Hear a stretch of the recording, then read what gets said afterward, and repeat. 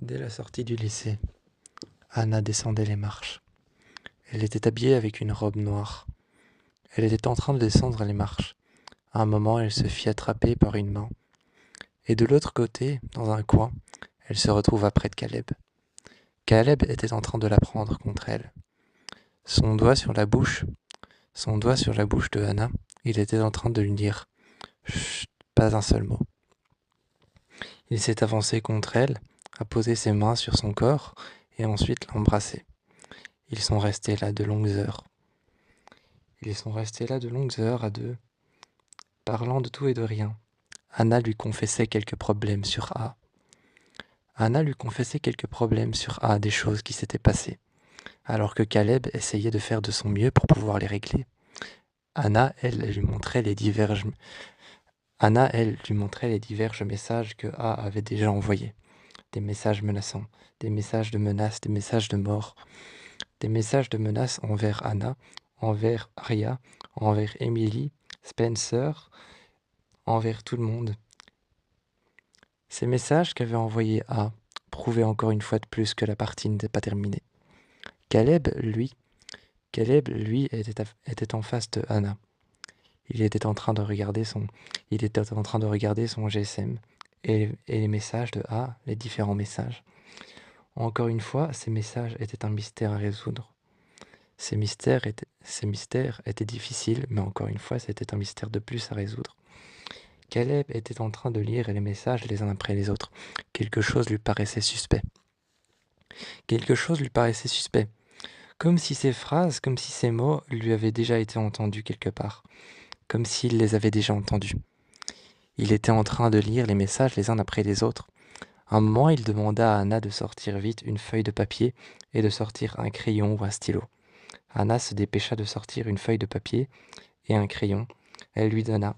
Et Caleb retranscrit alors les messages sur une feuille, les uns à côté des autres.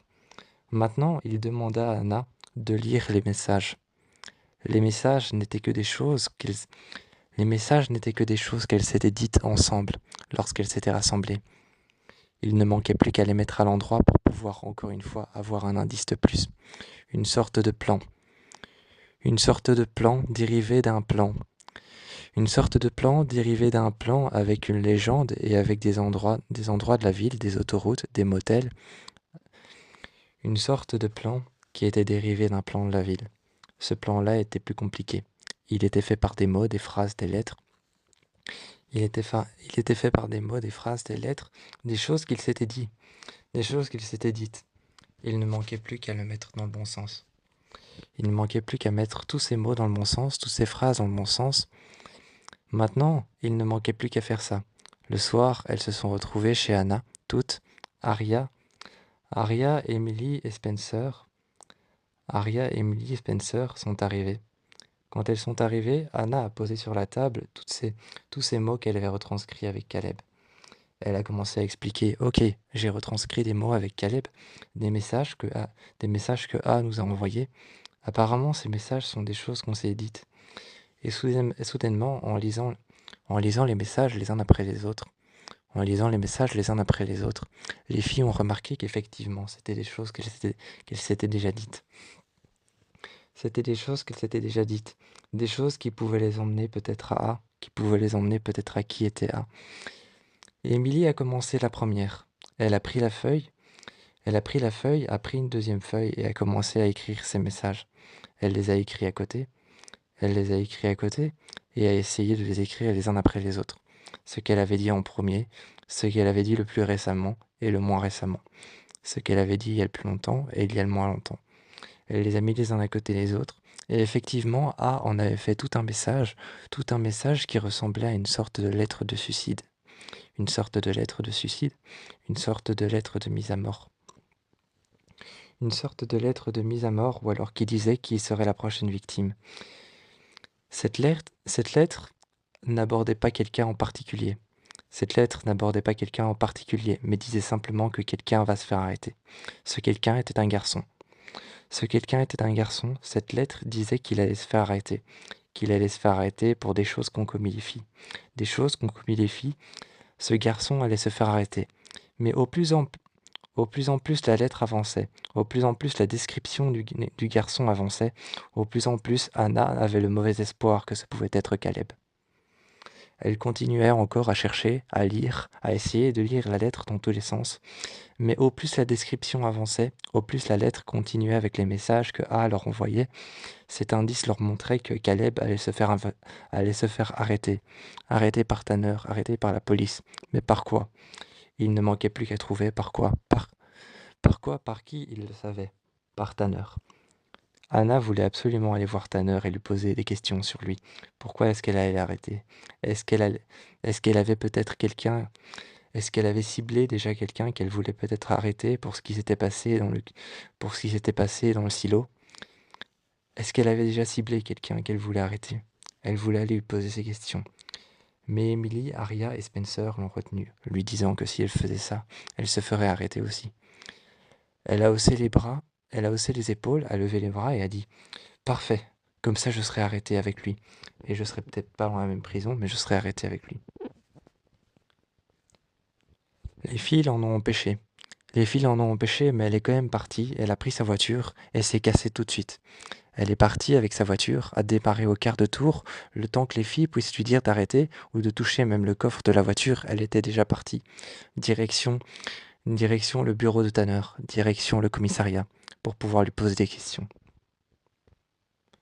Surtout, la chose qu'elle ne voulait absolument pas faire, c'est pour ça qu'elle avait laissé la lettre chez elle dans sa chambre, cachée à l'intérieur d'une boîte qui se trouvait dans sa boîte à maquillage. Elle l'avait pliée en quelques morceaux, elle l'avait rangée à l'intérieur. Elle savait que les filles n'allaient pas trouver sa cachette. Elle savait que les filles n'allaient pas trouver sa cachette, même si elles se partageaient tout. Elle savait que cet endroit, les filles ne le connaissaient pas. Quand les filles sont arrivées devant le commissariat de police, il était déjà trop tard. Il était déjà trop tard, Anna pointait un fusil juste devant Tanner. Juste devant Tanner, elle pointait déjà son fusil sur elle.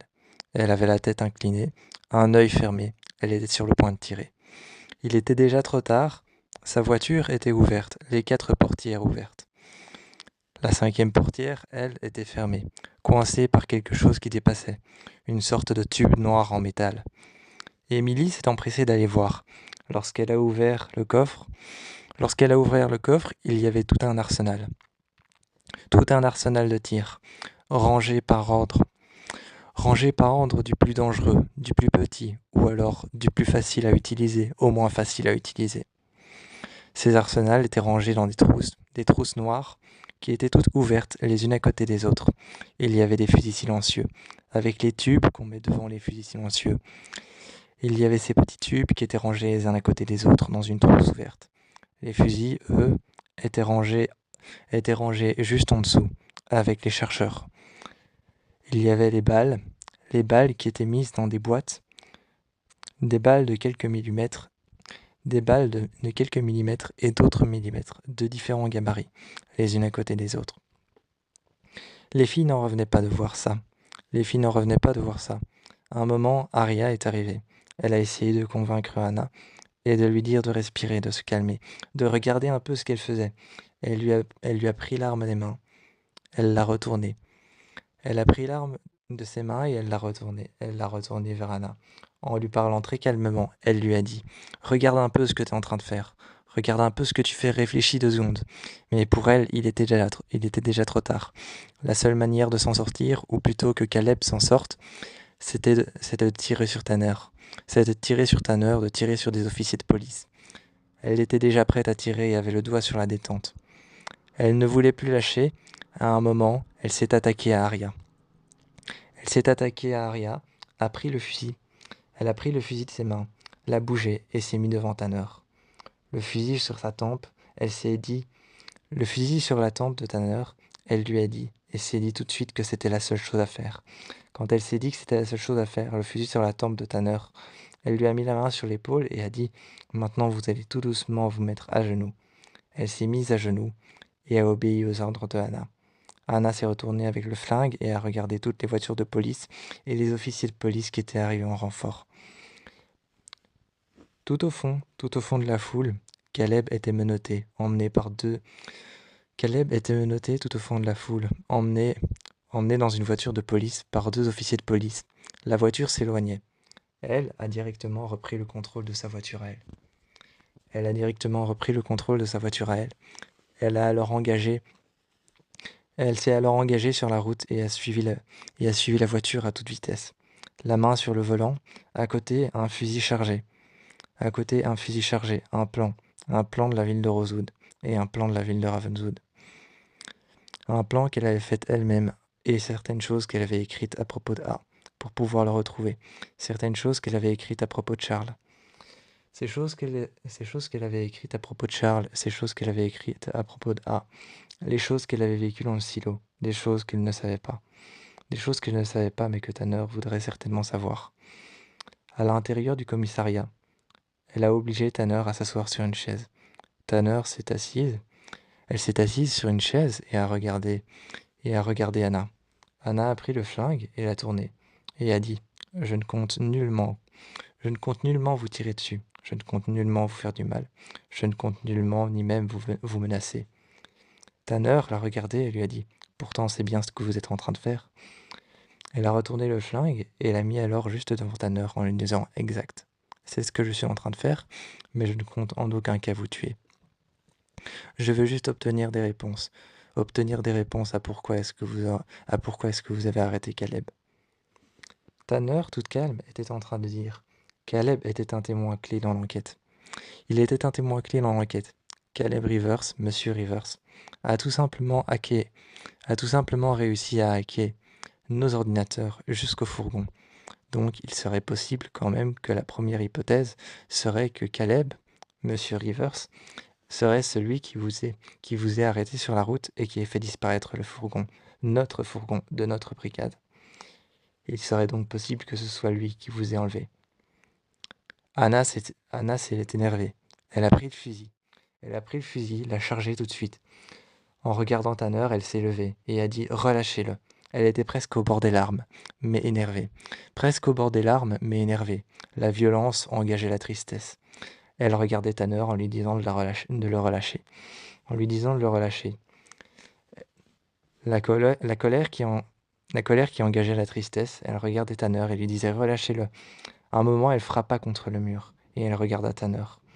Elle mit alors le fusil juste en dessous de son menton, en lui disant, et en appuyant légèrement sur la détente. On pouvait déjà entendre le ressort à l'intérieur du fusil, qui enclenchait la balle. Elle regardait Tanner et lui disait, Vous savez très bien que je suis capable de tirer. Vous savez comment j'ai survécu dans le silo? En silence. En silence, en enfouillant mes peurs, en enfouillant mes pensées à l'intérieur d'une petite boîte noire. Je peux refaire pareil, et je peux faire la même chose à tout le monde, à tous ceux qui essayent de mettre en travers moi, à tous ceux qui essayent de se mettre au travers moi et Caleb, tous ceux qui essayent de se mettre au travers de mon chemin, au travers du chemin de Caleb et moi. Je peux leur faire la même chose. Tanner s'est retourné et a dit « Mais je n'en doute pas une seule seconde que tu sois capable de faire la même chose. » Elle lui a montré un tableau et lui a dit « Tu sais que tu fais aussi partie de nos témoins. Tu fais aussi partie de nos témoins clés dans l'enquête. Donc on sait de quoi tu es capable. On a lu ton dossier. » Et elle lui a mis son dossier juste devant les yeux. Prenant son dossier, elle l'a fait valser sur la table et traîner par terre. Elle l'a fait traîner par terre avec sa chaussure et l'a mis en dessous, en le maintenant juste en dessous de son talon aiguille, juste en dessous de sa chaussure. Elle a dit « Je m'en fous de mon dossier ». Elle l'a ramassé et a lu. Elle a lu avec une voix sarcastique. « Ah, c'est ça que vous pensez de moi ?» En lisant très haut, en lisant à haute et intelligible voix son dossier du début à la fin, elle s'est arrêtée, a déposé le dossier et a dit « C'est ça que vous pensez de moi, que je suis quelqu'un de dangereux, potentiellement dangereuse pour elle-même, potentiellement dangereuse pour ses amis, et potentiellement capable de meurtre et d'homicide volontaire. » Là, elle a claqué son dossier. À cet instant-là, elle a claqué son dossier sur la table. Elle l'a écarté, a écarté toutes les feuilles, et a dit « Potentiellement possible d'homicide volontaire. » C'est pas un peu ce que je suis en train de faire? 2 policiers sont arrivés et lui ont mis le menottes. Elles l'ont emmené juste devant, et l'ont emmené à l'intérieur du commissariat, lui ont mis la plaque noire en main et ont fait les photos de profil, de face et de côté. Une fois qu'il l'avait emmenée, c'était ses empreintes de doigts qui ne devaient plus qu'être prises. Les doigts dans l'encre, on lui avait fait un dossier. Son deuxième dossier, son dossier d'arrestation était fait. Elle avait été arrêtée.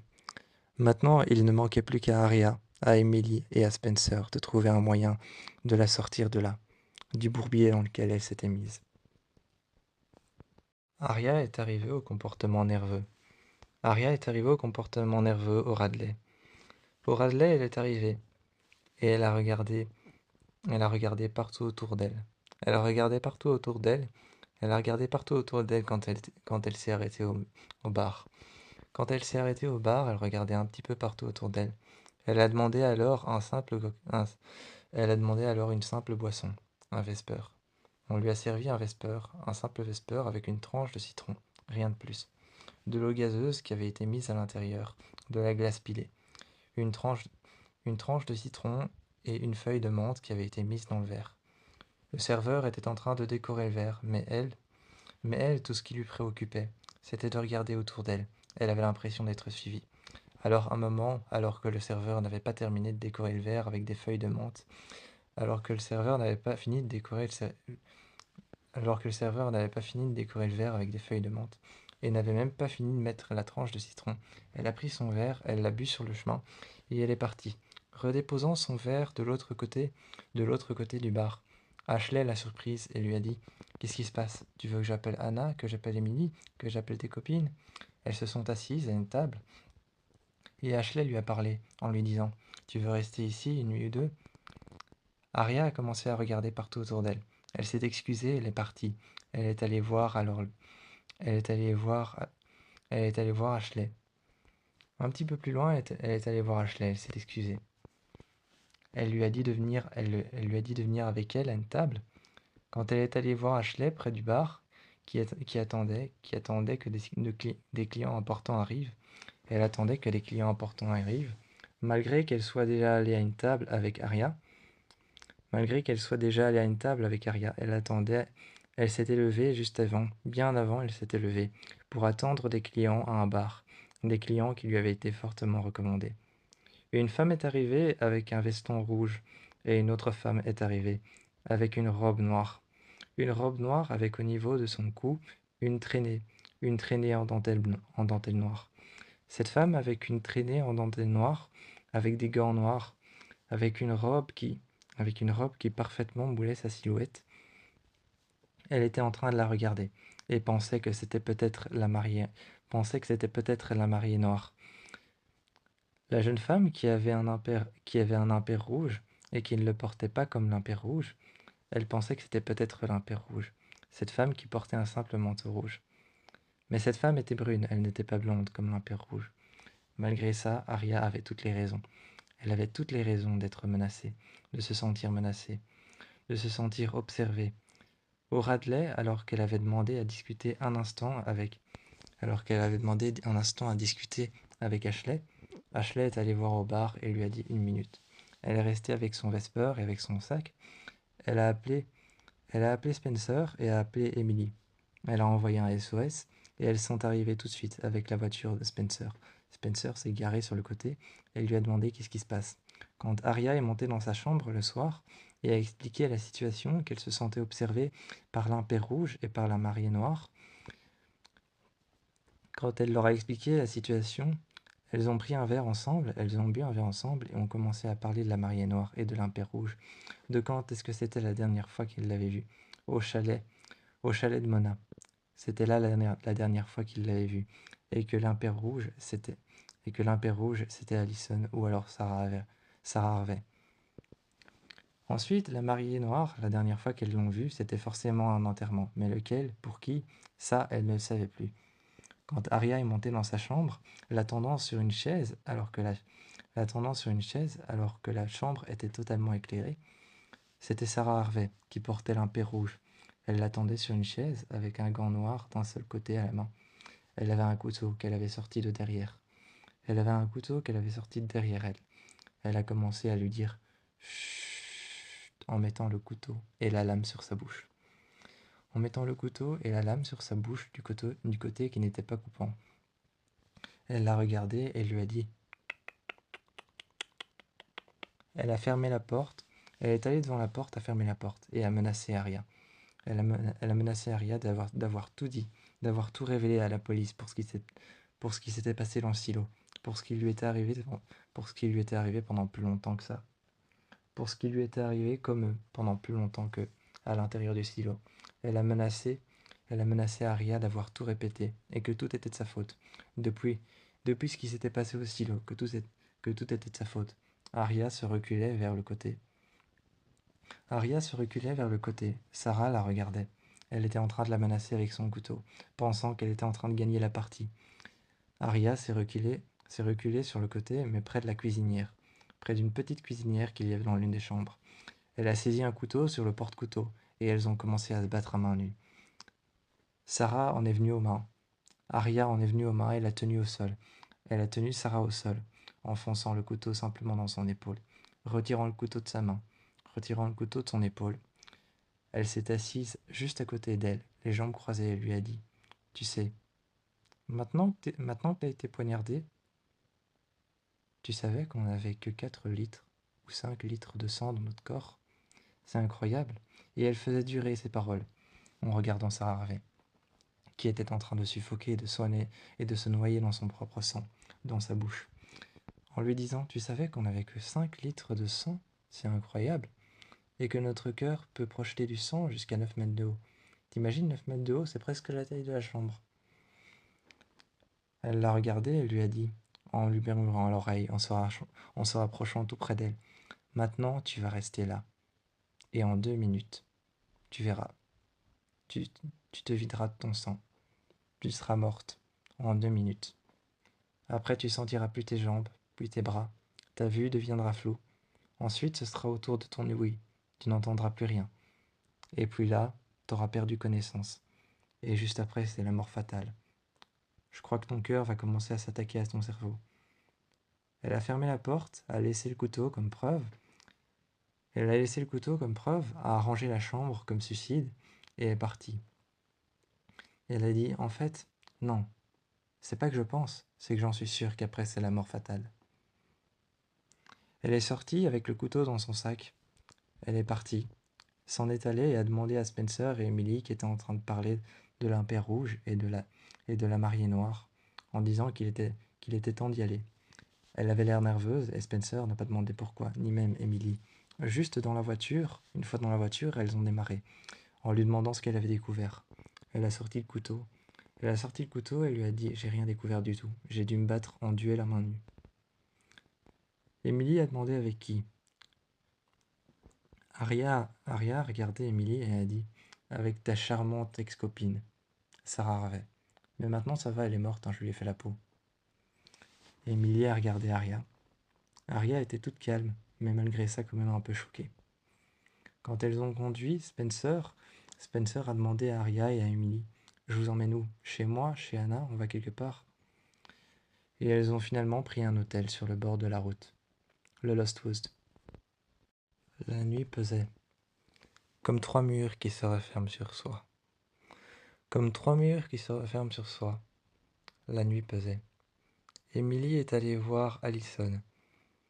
Devant sa maison, elle ne savait pas pourquoi, mais une étrange présence lui donnait l'impression d'être regardée, d'être observée. Cette étrange présence lui donnait l'impression que ce soir-là, ce soir même, où elle était en train d'attendre devant sa maison, toutes les personnes présentes le jour de la disparition d'Allison, le jour de sa soi-disant disparition. Elle avait l'impression que toutes les personnes présentes y étaient, comme si derrière elle, il y avait toutes les personnes présentes. Melissa, Véronica, les parents de Spencer, Ella, les parents de Arya. Tout le monde, Pam et le père de Emily, et son père à elle. Bref, elle avait cette impression que tout le monde était là.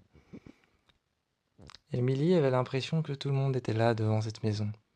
À l'intérieur, c'est Allison qui ressentait la même chose. Elle était assise juste en face de son père. De dehors, Émilie ne pouvait entendre les discussions. Elle ne pouvait entendre les discussions comme elle ne pouvait les voir. Les rideaux étaient fermés et l'intérieur de la maison était barricadé par des journaux, qui avaient été soigneusement appliqués et posés sur les fenêtres. La maison complètement barricadée. Ce soir-là, juste à côté contre l'arbre, il y avait une pelle. Juste à côté contre l'arbre, il y avait cette pelle, et il y avait toujours cet énorme cercle qui avait été bâti, ce jardin. Il y avait toujours ce jardin, cet énorme cercle qui avait été bâti avec des planches de bois, à l'intérieur duquel il y avait de la terre et uniquement de la terre. Ce n'était pas un jardin comme tous les autres. À l'intérieur, il y avait juste de la terre et il y avait 4 fils.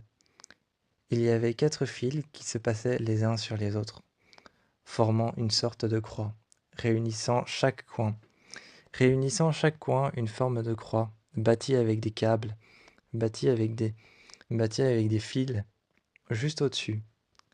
Lorsqu'elle était là, Emily, elle voulait parler à Allison. Elle l'a appelée et Allison est apparue sur le côté. Elle est apparue sur le côté, effrayée. L'orage était en train de gronder, de grogner, tel un animal furax et énervé dans le ciel.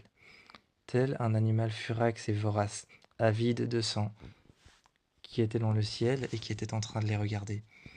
Elle est arrivée, les mains contre ses côtes, se tenant contre elle-même. Allison est arrivée en lui disant qu'elle ne devait pas être là. En disant à Emily qu'elle ne devait pas être là, qu'elle devait partir, et qu'elle ne devait pas écouter les conversations qui se passaient à l'intérieur de sa maison. Elle lui a expliqué qu'il se passait quelque chose entre sa mère et son père, qu'il se passait beaucoup de choses et beaucoup trop de choses dans cette maison pour pouvoir les expliquer correctement. Elle a essayé de s'enfuir, mais Emily l'a retenue, en lui disant « Je suis désolée, c'est pas correct ce que tu me racontes.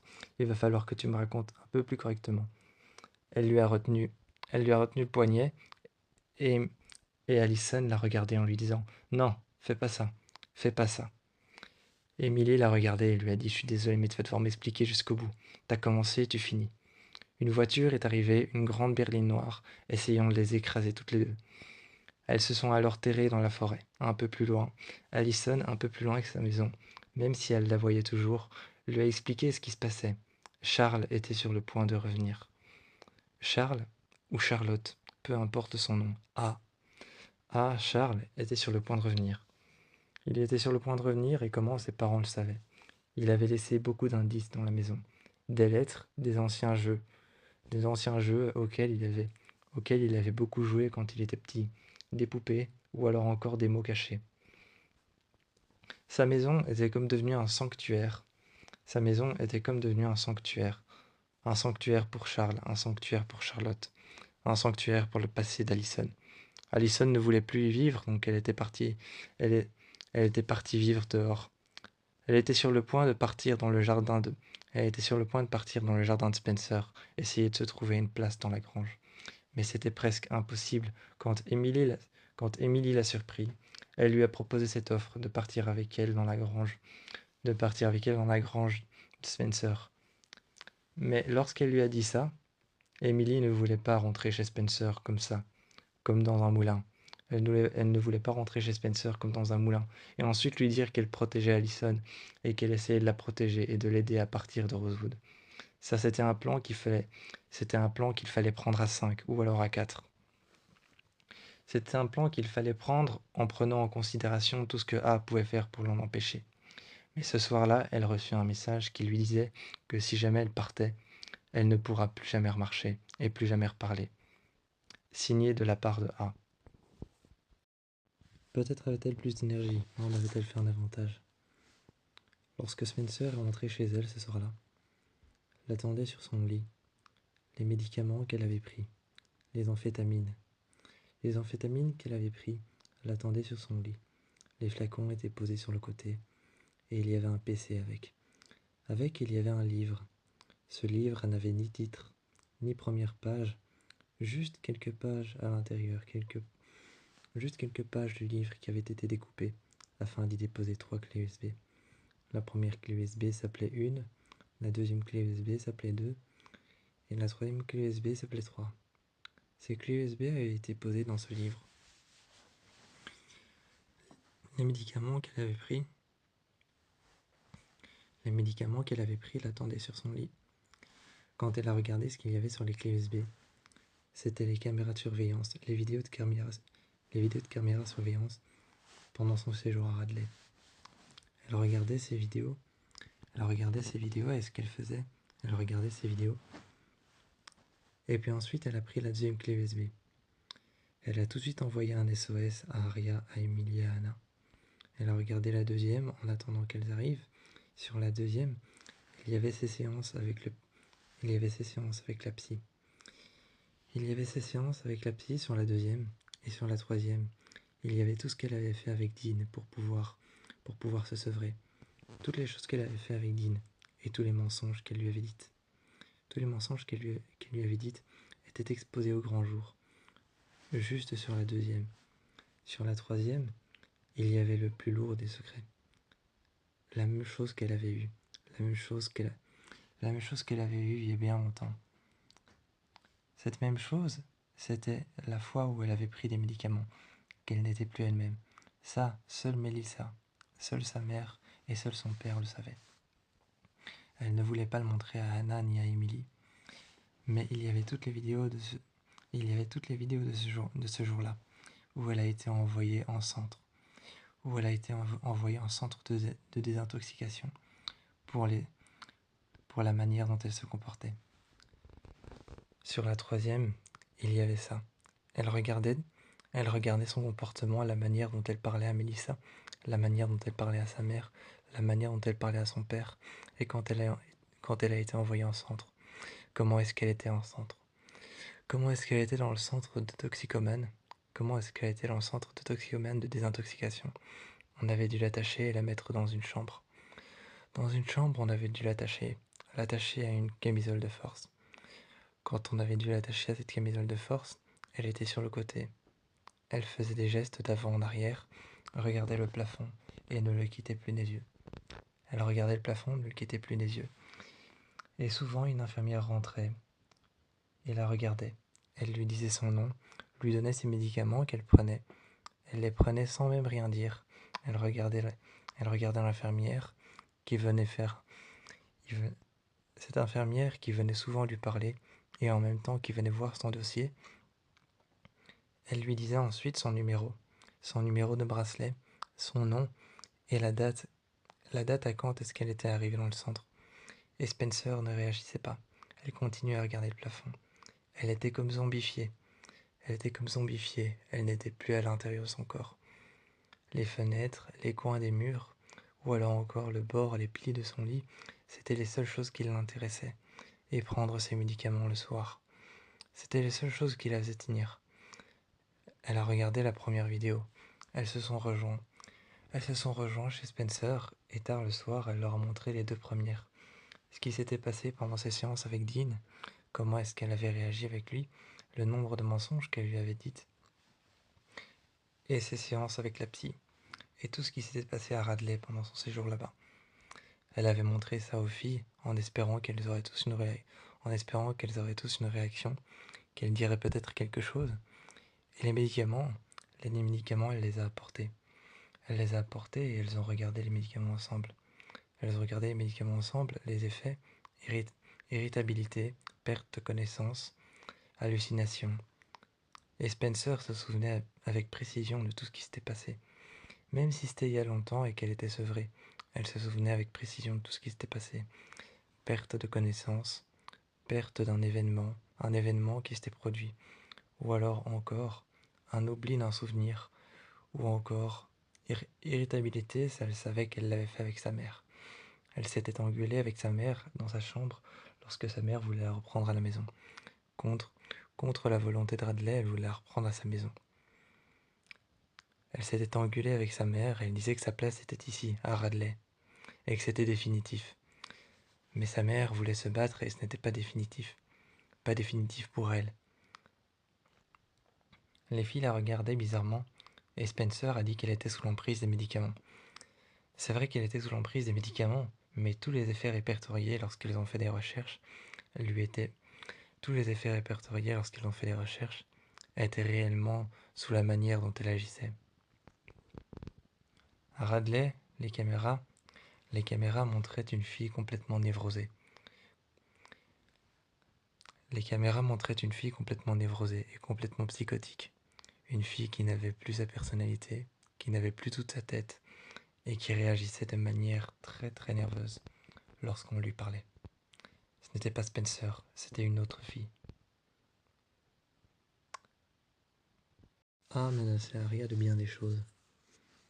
Arya était menacée d'avoir donné l'idée à Ezra de vendre la voiture, la Chevrolet. Arya savait que Ezra ne devait jamais être au courant de ça. Elle savait qu'il ne devait jamais être au courant de ça, parce que s'il devait être au courant de ça, ça pourrait venir jusqu'à toucher les oreilles de Diane. Et Diane pourrait faire tout et n'importe quoi, tout ce qui est en son pouvoir, pour les séparer tous les deux. Ce que A était en train de faire n'était pas seulement menacer Arya, de simplement avoir donné l'idée à Ezra de vendre cette voiture, mais c'était surtout de les séparer l'un l'autre. A était en train de tout faire pour pouvoir les séparer l'un l'autre, parce que A savait que si il divulguait cette information et que Diane tombait dessus, que la mère de Ezra ou la famille de Ezra tombait sur cette information, que c'était Arya qui l'avait convaincu par tous les moyens, et qui avait fait en sorte que lui vende cette voiture, une voiture auquel il n'avait pas trop le droit de la vendre. Elle savait très bien que si jamais elle divulguait cette information, elle ne reverrait plus jamais Ezra. Alors il ne fallait pas que Ezra soit au courant, et il ne fallait pas que quiconque soit au courant. Elle comptait brûler les papiers, mais elle savait que si elle le faisait, allait encore contre-attaquer. Allait encore contre-attaquer. Allait trouver un autre moyen de les séparer. Était en train de la faire chanter. Il lui donnait des informations, lui envoyait des messages. Il lui envoyait des messages menaçants, parlant de Ezra et de sa famille, parlant du fait qu'elle ne le verrait plus jamais. De temps en temps, ces messages n'étaient pas des informations, mais plutôt des avertissements. Il lui envoyait aussi quelques dossiers, quelques emails, ou alors quelques adresses et coordonnées où elle devait se rendre, qui pouvaient lui donner certains indices sur comment faire pour pouvoir inverser ça. A n'était pas simplement en train de l'aider, A était en train de la manipuler. Et de jouer avec elle, de jouer avec ses nerfs. Elle ne savait pas encore si A était Mona. Elle en avait la certitude, mais elle ne le savait pas. Leur certitude ensemble était que A était Mona, mais elle ne le savait pas encore.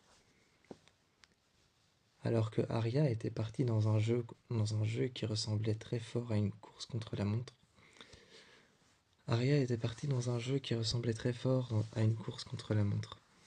À essayer de détruire des indices les uns après les autres.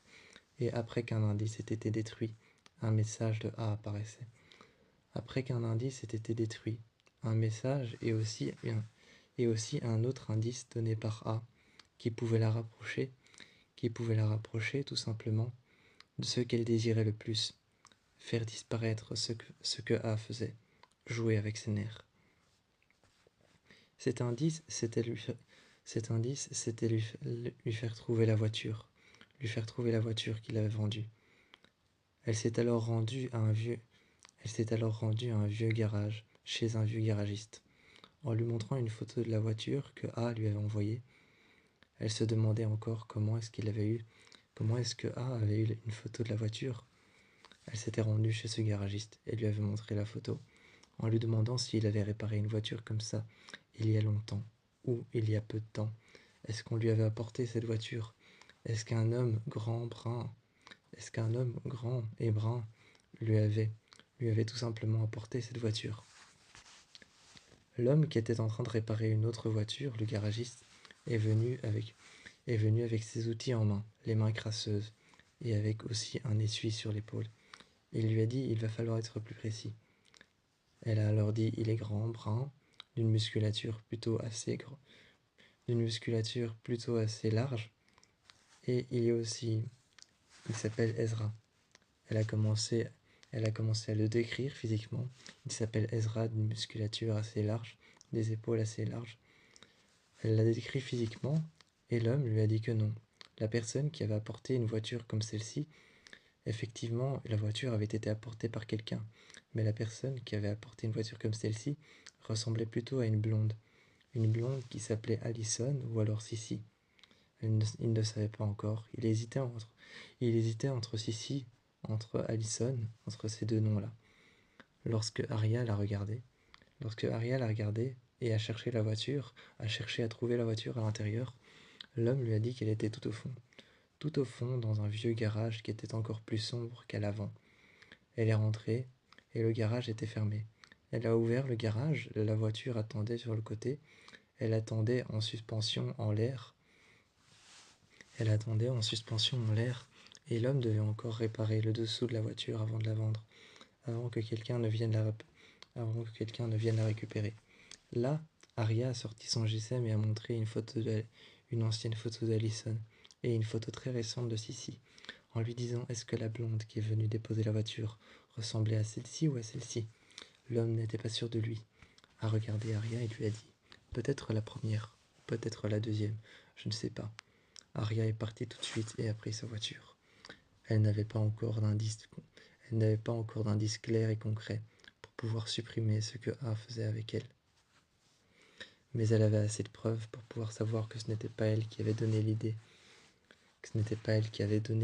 à Ezra de vendre la voiture. C'était A qui avait tout manigancé depuis le début et qui était en train de la faire chanter. Elle avait déjà assez de preuves concrètes pour pouvoir prouver ça à la famille de Ezra, si jamais ça arrivait jusqu'aux oreilles de sa mère. Le souffle coupé, alors qu'elle venait de remarquer par terre que Ezra avait été frappé avec un objet contondant. Elle venait de remarquer que par terre, Ezra avait été frappé avec un objet contondant. Juste à côté, il y avait un tas de papier qu'elle n'avait pas encore regardé. Se préoccupant de Ezra, elle le fit remonter tout de suite à la surface dans son salon. Elle poussa la porte et le mit alors juste par terre en lui demandant ce qui lui était arrivé. Elle s'était mise à côté de lui avait apporté un verre d'eau. Elle lui avait apporté un verre d'eau, un café, ou plutôt quelque chose de fort pour anesthésier la douleur. Elle s'était mise à côté de lui et lui avait demandé ce qui s'était passé. Il était un petit peu désemparé, déphasé par rapport à ce qui s'était passé. Il regardait Arya et lui disait qu'il avait été frappé à l'arrière, qu'il n'avait rien vu, rien entendu. Pas une voix, rien. Il n'avait rien entendu, pas une seule voix. Arya, elle, était manipulée par des messages. Elle les montrait à Ezra, manipulée par des messages et par des photos. Elle lui a avoué tout de suite ce soir-là que A menaçait de la faire chanter, en disant que c'était elle qui lui avait donné l'idée de vendre la voiture. Il s'est tourné vers Arya et a dit: mais pas du tout, c'est pas toi qui m'as donné cette idée. Elle le savait déjà, donc ils en ont discuté. Ils en ont discuté de ce qu'ils pouvaient faire de cette information, de sur quel point ils étaient gagnants par rapport à A, sur quel terrain ils étaient gagnants par rapport à A et de quelle manière ils pouvaient inverser ce qu'il était en train de faire et en train d'essayer de faire, en train d'essayer d'annihiler leur couple. Alors qu'ils étaient en train de réfléchir à ça, Ezra était en train de repenser à ce qui s'était passé en bas. La porte encore ouverte, Arya remarqua ça à cause d'un courant d'air. Mike venait de rentrer et de passer dans le couloir. Il prévient alors Arya que ce soir-là, il allait jouer au lacrosse. Arya le regarda mais sans plus, en lui disant tout simplement que c'était bon. Il rentra dans sa chambre et monta les escaliers. Arya s'occupait de Ezra sur le côté, qui était un petit peu désemparé, déphasé, qui était un petit peu dans le flou. Malgré ça, ils étaient en train de discuter. Ils étaient en train de discuter et de parler de ce que Arya allait faire. Le lendemain, Arya se retrouva à une adresse. A lui avait envoyé la photo d'une maison et des coordonnées auxquelles elle devait se rendre. Elle devait se rendre là-bas et apporter une lettre que A lui avait glissée à l'intérieur de son sac dans son casier. Elle l'avait reprise quand elle était au lycée. Cette lettre était écrite A. Il était écrit cordialement A. Je l'ai écrit en pensant à toi. Kiss. Tu es ma préférée. C'était certainement encore un coup de Allison. Allison disait effectivement à Emily, à Anna, à Spencer et à elle, tout le temps, vous êtes mes préférés. Tout le temps, vous êtes mes préférés. Elle disait ça. C'était un petit peu sa phrase fétiche. Alors cette lettre, elle l'a prise et elle l'a lue. Elle a pris le soin de la lire correctement dans sa chambre et elle a appelé les filles. Cette lettre si cruelle, à partir de mots si crus, disant qu'à chaque moment, à chaque phrase, et à chaque petit texte, ou à chaque petit paragraphe de la lettre, disant qu'ils allaient être annihilés tous les deux. Mais au bout du compte, à la fin de la lettre, elle s'est rendue compte que toutes les menaces de A y étaient répertoriées. Toutes les menaces de A y étaient répertoriées comme dans un roman, comme dans un livre policier. C'était une sorte de plan par écrit, pour pouvoir suivre tout ce que A lui demandait de faire. Elle avait suivi la lettre, elle avait suivi à la lettre que A lui avait glissée. Et elle l'a glissée dans la boîte aux lettres de cette maison. Une deuxième maison que Jessica avait sur le côté. Elle s'est rendue à l'hôtel. Quand elle s'est rendue à l'hôtel, au Lost Woods, quelqu'un l'attendait. Un homme vêtu de noir. Lui donnant ensuite une autre lettre à l'intérieur d'une enveloppe, sur laquelle il y avait un seul nom, son nom à elle. Le soir, elle l'ouvrit, et ça parlait de la voiture, ce qu'elle allait devenir, chez qui elle allait être envoyée, et des dossiers compromettants qui pouvaient la faire couler, elle et Ezra. Elle était menacée par tout ça.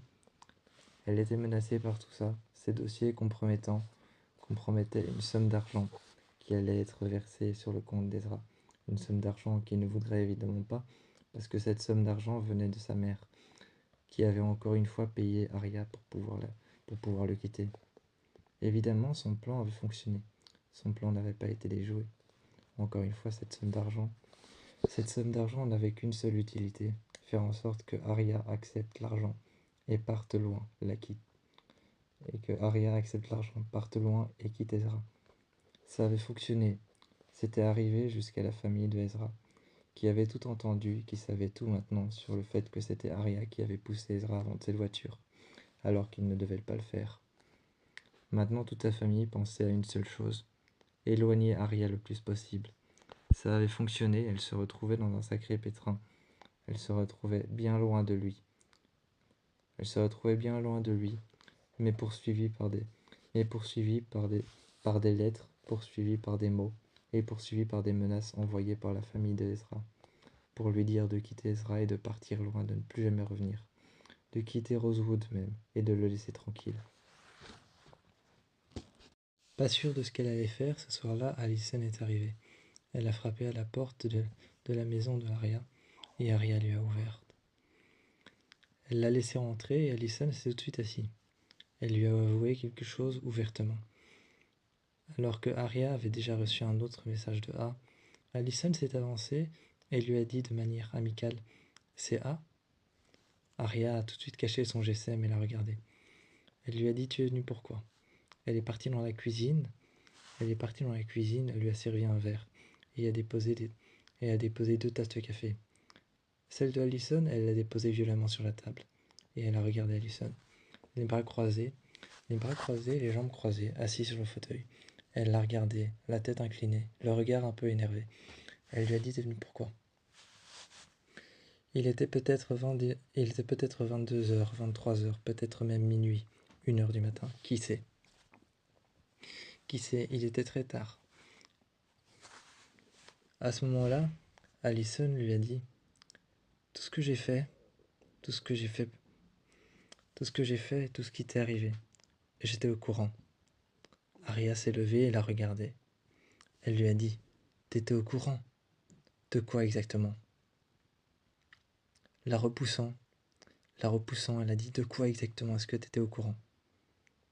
Allison lui a dit « S'il te plaît, ne m'en veux pas. » Aria, restant neutre, statique et restant sans aucune émotion, a regardé Allison et lui a dit « Non, commence pas à faire ce petit jeu avec moi. » Elle s'est assise et a dit « De quoi t'es au courant exactement ?» Elle s'est assise sur le fauteuil de la même manière qu'elle était avant, les jambes croisées et les bras croisés.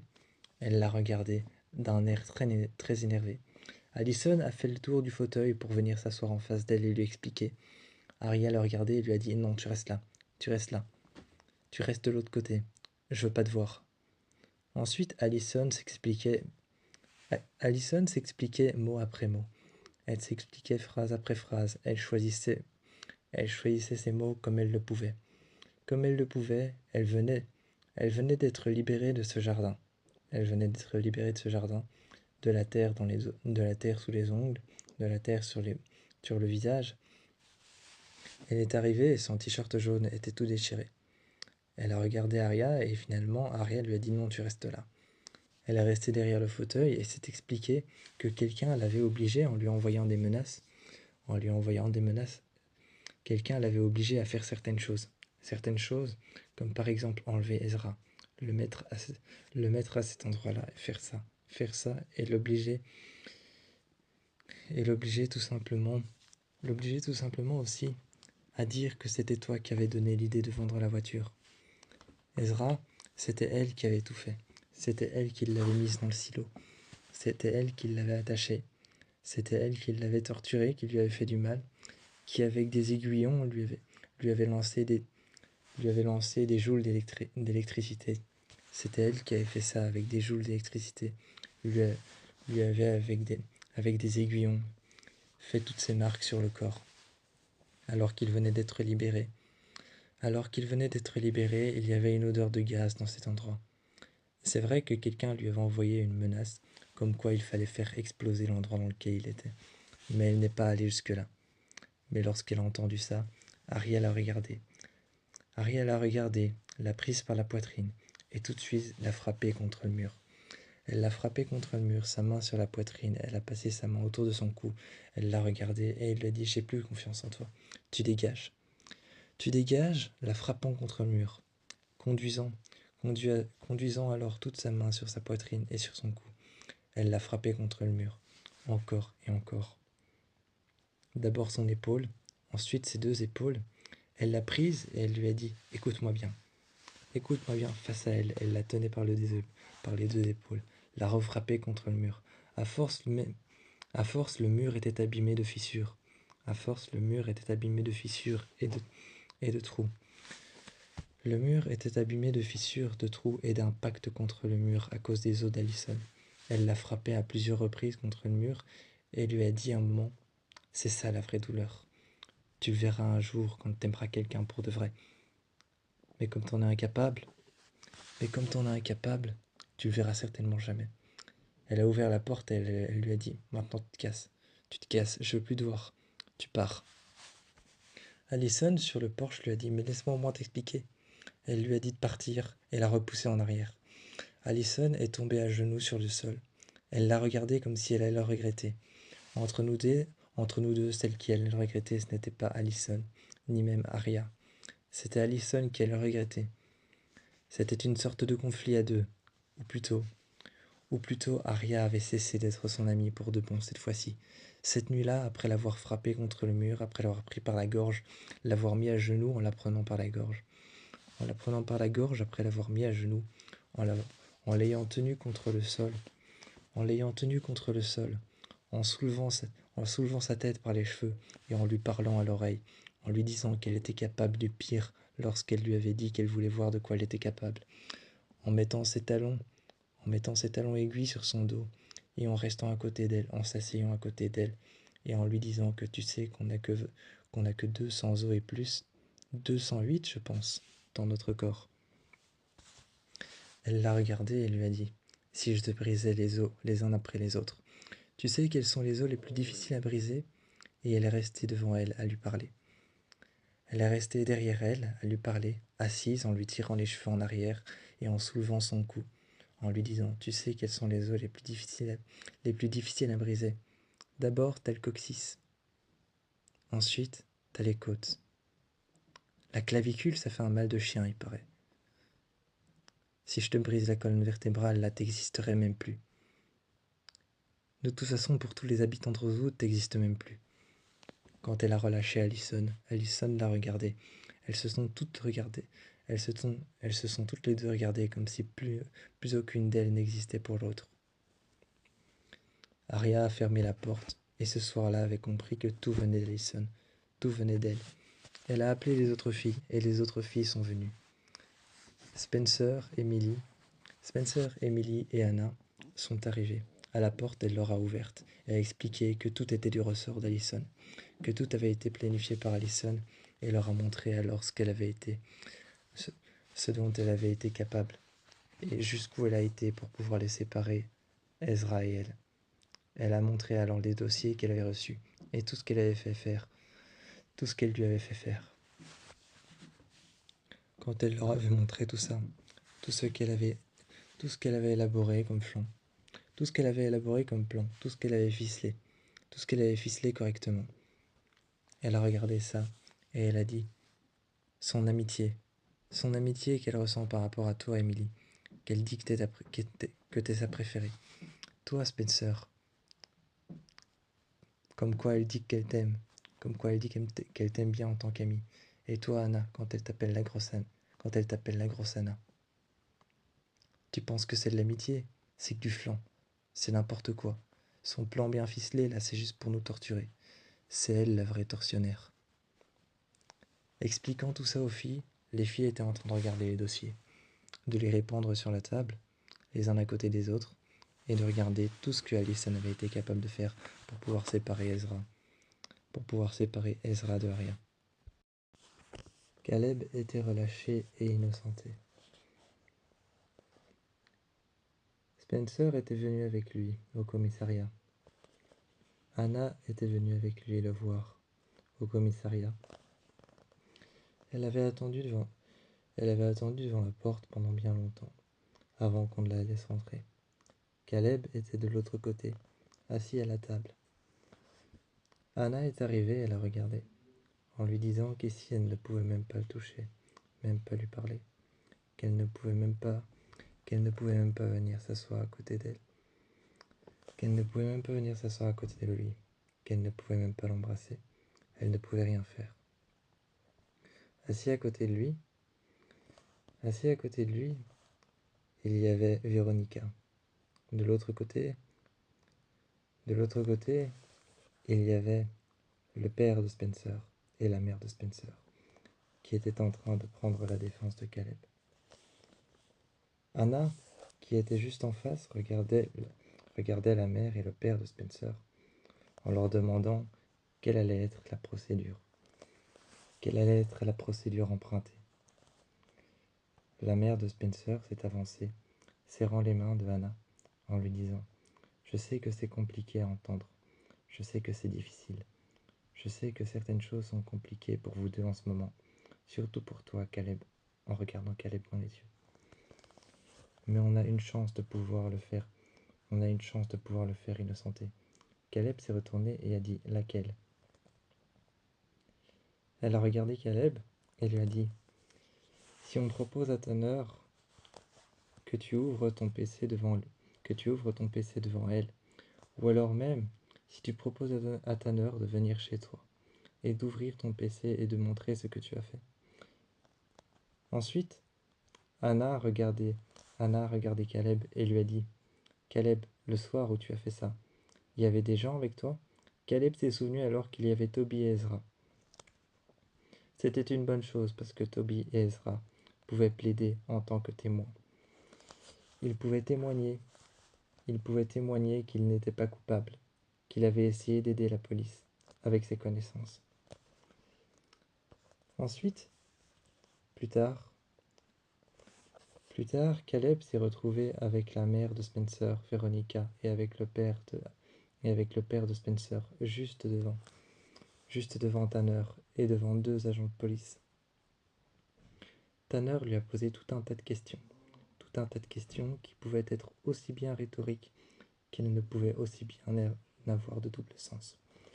Aussi bien ces questions pouvaient avoir de double sens, aussi bien qu'elles pouvaient être rhétoriques, sans avoir de réponse. À cet instant-là, la mère de Spencer s'est avancée et lui a dit « Nous avons quelque chose à vous proposer. 2 témoins. » Qui ça ? Tanner les a regardés et a dit « Toby et Ezra. » Ils étaient en train d'attendre dans la salle d'attente. Et Spencer est venu voir Toby. Quand elle est venue le voir, finalement, ils l'ont fait rentrer. Et Tanner leur a posé juste une question à tous les deux. Pouvez-vous bien dire que Caleb, Monsieur Rivers, n'a rien fait? Ils ont expliqué en tous les détails que ce soir-là, ils étaient avec lui, qu'ils avaient vu ce qu'il était en train de faire sur l'écran. Ils ont expliqué que oui, il était innocent, que oui, il n'avait rien fait. Cette fois-ci, elle était obligée de le relâcher, et elle l'avait relâché. Elle était obligée de le relâcher, elle ne pouvait pas faire autrement. Il y avait des témoins clés, Toby et Ezra, qui étaient avec lui ce soir-là, et qui essayaient de trouver les filles, qui essayaient de trouver où est-ce qu'était parti le fourgon, comment est-ce que Al l'avait fait disparaître. Ils étaient les témoins clés, et ils avaient dit ce qui s'était passé ce soir-là. Quand ils sont arrivés à l'appartement de Caleb, ils lui ont montré, il a allumé ses PC, ses 3 PC, et son PC sur lequel il était en train d'essayer de localiser le fourgon. Il l'a allumé au poste de police et l'a allumé avec Tanner dans son appartement. Lui a montré ce qu'il avait fait, a ouvert les logiciels, les différents logiciels, et a montré à Tanner exactement ce qu'il avait fait. Il n'avait rien fait, juste essayé de contredire les caméras de l'autoroute, juste essayer de retracer le tracé de l'autoroute, le trajet qu'avait pris le fourgon pour pouvoir emmener les filles en prison. Juste quand il s'est arrêté et qu'il a disparu. C'est tout ce qu'il a essayé de faire. Alors Tanner était obligé de le relâcher.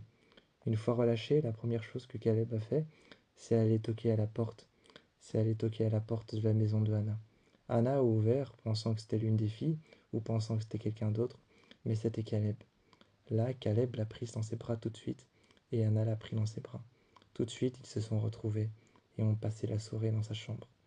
Caleb a même dormi chez elle ce soir-là. Il venait d'être relâché. Emily, Spencer, Aria étaient au Mourou. Elles étaient en train de réfléchir à comment est-ce qu'elles allaient libérer Hannah. Un meurtre par préméditation, ce n'était pas rien. Elles étaient en train de réfléchir à comment est-ce qu'elles allaient la libérer. Alors qu'ils étaient en train d'analyser l'arme. Qui avait été utilisée. L'arme qui avait été utilisée par Hannah était un semi-automatique. Elle était en train de parler de comment est-ce qu'elle allait la libérer. Aria, Emily et Spencer ne savaient pas trop comment faire. Un meurtre par préméditation, ça peut courir dans les 8 ans ou les 7 ans. C'est ce qu'elle encourait. Elle était occupée à répondre à des questions de Tanner. À ce moment-là, c'est Spencer qui a commencé à parler de la balistique, de comment est-ce qu'on peut analyser l'arme du crime. Elle a commencé à expliquer comment fonctionne la balistique et comment ça fonctionne en laboratoire. Comment ça fonctionne et comment est-ce qu'on peut savoir que c'est l'arme. Pour le moment, elle n'était que suspecte. Elle n'était encore que suspectée de meurtre par préméditation. Allison est rentrée et a regardé les filles. Elle s'est arrêtée. Elle s'est arrêtée, s'est prise un café et est allée voir les filles au fond du bureau. Elle leur a dit qu'elle savait qu'on faisait chanter Anna et que c'était quelqu'un, c'était ce quelqu'un A sûrement qui lui avait demandé de faire ce meurtre par préméditation, que ce n'était pas elle qui l'avait fait. Elle l'avait fait, certainement qu'elle l'avait fait comme ça, en impulsivité, pour pouvoir sauver Caleb, mais que c'était quelqu'un, que c'était A qui lui avait certainement demandé de faire ça. Elle savait qu'on la faisait chanter et que Anna ne ferait jamais ça. Elle ne ferait jamais quelque chose d'impulsif, d'aussi impulsif.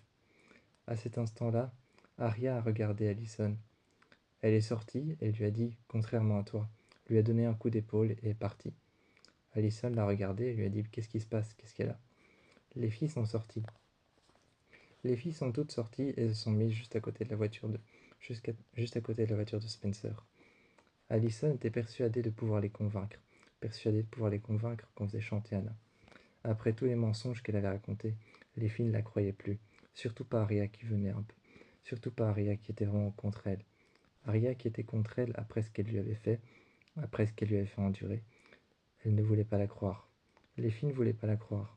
Mais finalement, elle a commencé à revenir à la charge, encore et encore. Un soir chez Spencer, alors qu'elles se réunissaient tous, Allison est arrivée, a toqué à la porte. Spencer lui a ouverte et elle est rentrée. Elle a montré qu'elle pouvait. Elle a montré qu'elle pouvait démontrer aux filles qu'on la faisait chanter et que ce n'était pas la faute de Hannah. Elle a apporté alors des choses qu'elle avait cachées, qu'elle avait cachées chez elle. Ces choses qu'elle avait cachées chez elle, elle les a apportées. Elle a apporté des messages. Elle a apporté des messages et des rediffusions caméra, d'un petit peu partout. Un petit peu partout, on voyait Anna s'arrêter et regarder quelque chose sur son téléphone. On la voyait parler toute seule à son GSM. Peut-être que des avertissements lui étaient envoyés. Peut-être que des vidéos lui étaient envoyées. Des vidéos horribles concernant peut-être Caleb. Elle a montré ça aux filles sur son PC, sur un PC qui lui avait été envoyé par un PC qui était tout neuf, contenant des vidéos sur lesquelles on voyait Anna, qui était en train de parler à son GSM. Des vidéos qui avaient été heureusement enregistrées par des caméras avec du son, qui enregistraient le son et les images. Là, les filles ne pouvaient plus faire marche arrière, elles étaient obligées de croire Allison. Mais si elles montraient ça à Tanner, elles avaient peut-être une chance de faire sortir Anna. Elles avaient peut-être une chance de faire sortir Anna, peut-être une chance de convaincre Tanner, peut-être une chance de la convaincre de désamorcer son bracelet qu'elle avait à la cheville. Peut-être une chance de la convaincre d'arrêter ça. Peut-être une chance de la convaincre d'éteindre son bracelet, de retirer son bracelet de cheville qu'elle avait juste à la cheville pour pouvoir rester chez elle à domicile et purger sa peine. Quand elles ont été montrées ça au commissariat, Tanner a regardé et a dit que ça ne prouvait rien, absolument rien, que ça pouvait être n'importe quelle conversation vidéo, que ça pouvait être n'importe quel genre de message. Mais les filles ont finalement fait un zoom Les filles ont finalement fait un zoom d'image et ont montré que c'était bel et bien A qui envoyait des messages. À ce moment-là, elle venait de délivrer sans savoir des informations sur A et elle venait de délivrer son identité. Elle ne savait pas qui ça pouvait être, mais elles avaient délivré l'identité de A à Tanner. Tanner s'est empressé alors de venir toquer à la porte de la maison de Hannah. Ashley a ouvert et Tanner a demandé si elle pouvait rentrer. Ashley l'a regardé et lui a demandé pourquoi est-ce que c'était. Pour défaire le, tout simplement pour pouvoir pour pouvoir arrêter la purge de Hannah, pour pouvoir lui enlever le bracelet qu'elle avait juste à sa cheville, le bracelet de cheville, pour pouvoir le défaire, le désamorcer. Sa peine qu'elle avait purgée chez elle était terminée, parce que maintenant on avait des preuves qu'il innocentait. Ces preuves qu'il innocentait avaient été trouvées par Spencer, par Allison principalement, mais par Spencer, Arya et Emily, et Allison. Ces preuves avaient été trouvées par elle. Les filles plus tard au brou lui ont demandé où est-ce qu'elles avaient trouvé ces preuves, mais elle n'a pas délivré l'information. Elle leur a juste dit de se contenter que Anna était enfin libre. La journée ne faisait que commencer à Rosewood High School. À Rosewood High School, la journée ne faisait que commencer. Les filles ignoraient ce qui pouvait se passer encore. Elles ignoraient peut-être ce qui allait se passer. Elles ignoraient peut-être ce qui allait se passer. Elles ignoraient peut-être la venue de Tanner. Elles ignoraient les messages que A allait peut-être encore leur envoyer, si A était toujours d'actualité. Lorsque de loin elles ont vu la mère de Spencer parler avec des avocats et parler avec le lieutenant Tanner. Quand elles ont vu la mère de Spencer, Veronica, parler avec le lieutenant Tanner, elle lui a montré la direction du lycée. Les filles étaient dehors sur une table en train de manger. Alors que Tanner était en train de se diriger vers elles, les filles ont pris leur plateau et l'ont jeté à la poubelle. Les filles ont pris leur plateau et l'ont jeté à la poubelle. Elles se sont directement dirigées vers l'intérieur du lycée. Elles se sont dirigées vers leur casier. Les filles étaient en groupe, regroupées autour du casier de Spencer, en train de parler de la libération de Hannah et de la libération de Caleb.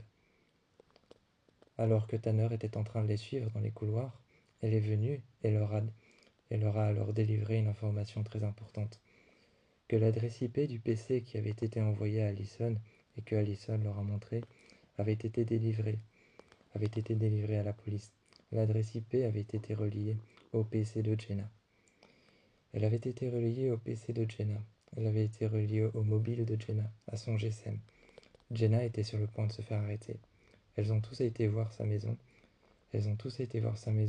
Là où Jenna était en train d'être emmenée par la police, d'être mise dans une voiture de police. Elle frappait contre la vitre. À tel point qu'on avait dû la maintenir. On avait dû la maintenir, la plaquer au sol, et 2 lieutenants de police, plus une lieutenant de police, lui ont mis une camisole de force. Ils lui ont mis une camisole de force et une muselière sur le visage, qui lui empêchait de pouvoir dire des choses, de pouvoir parler, voire même de pouvoir attaquer les filles, parce que Jenna était tellement furax qu'elle voulait leur sauter à la gorge. Avec cette camisole de force, il lui était impossible de dire quoi que ce soit.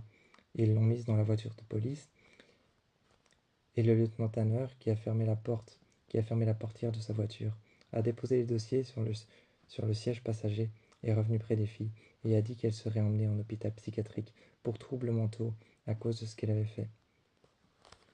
Jenna avait été arrêtée, mais les filles n'avaient aucune idée. Et nullement l'idée de pouvoir penser que c'était elle qui était derrière tout ça depuis le début et qui avait manipulé Allison. Le soir, Spencer a conduit Aria, juste en face de la maison des De Laurentiis. Allison lui a ouvert. Aria a toqué à la porte et Allison lui a ouverte. Elle est rentrée, elle s'est excusée de tout ce qu'elle avait dit et de comment elle l'avait traité et de ce qu'elle lui avait fait. Elle ne savait pas que c'était Jenna qui l'a manipulée depuis le début comme un pantin, comme une vulgaire poupée. Allison a tout de suite regardé Aria et lui a dit « Jenna m'a peut-être manipulée, mais moi j'ai fait pareil avec vous pendant des années. Je vous ai traités comme des poupées. Tu n'aurais pas à t'excuser. » Elle s'est retournée, s'est assise à côté d'elle, et elles ont parlé durant la soirée. Tout était terminé. A était derrière elle. Derrière elle toute, A avait disparu enfin. Jenna était sous les verrous, mais elle comptait bien revenir. Lorsque les filles ont été la voir en visiteur. Au parloir, elle frappait contre la vitre. Elle était maintenue par des officiers de police et elle disait qu'elle allait revenir. Elle allait revenir les hanter et cette fois, elle les annihilerait. Elle les tuerait toutes les unes après les autres. Elle leur ferait la peau, elle les écharperait. Elle était folle de rage, furieuse, et elle était toujours accrochée à la chaise.